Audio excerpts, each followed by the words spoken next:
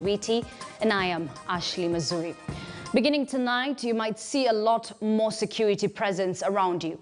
This is the operational order given by President Uhuru Kenyatta, who has directed internal security institutions to heighten vigilance and surveillance across the country following As our senior reporter tells us, the directive comes just days before U.S. Secretary of State Antony Blinken visits the country to discuss emerging regional security concerns with President Kenyatta.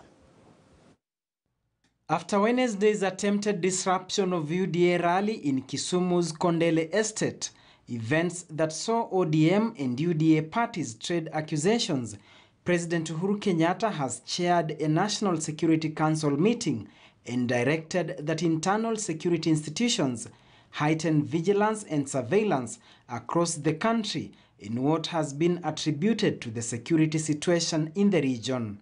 The president's directive coming in the wake of renewed killings in Laikipia, Samburu and Marsabit counties. 12 people were killed in Samburu, 6 in Marsabit, while 2 GSU officers and a KDF soldier in Laikipia. Some of the attacks believed to be premeditated and linked to the forthcoming general election.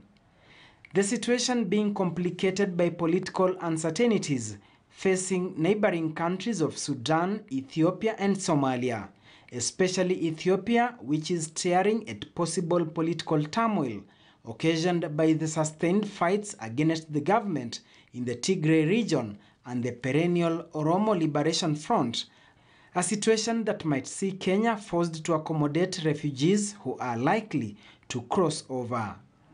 U.S. Secretary of State Antony Blinken will visit Kenya on Monday to hold talks with President Uhuru Kenyatta on regional security, specifically the situation in Ethiopia and Sudan, where the coup leader General Abdel Fattah al-Burhan has named a new ruling council with himself as the leader and excluding civilian members of the previous council. According to BBC report, Burhan retained his deputy Mohamed Dagalo Elias Hemet, as well as other senior military officers, to the positions they held before the 25th October coup. The 14-member Transitional Council includes civilians, but none from the political coalition that was in power before the coup.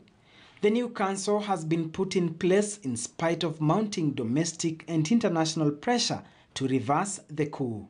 Duncan Haimba, KTN News. Another matter threatening national security is that of famine. A section of leaders from the northern region have now called on the government agencies to fast-track the current intervention measures in place to mitigate the effects of the ravaging drought in some parts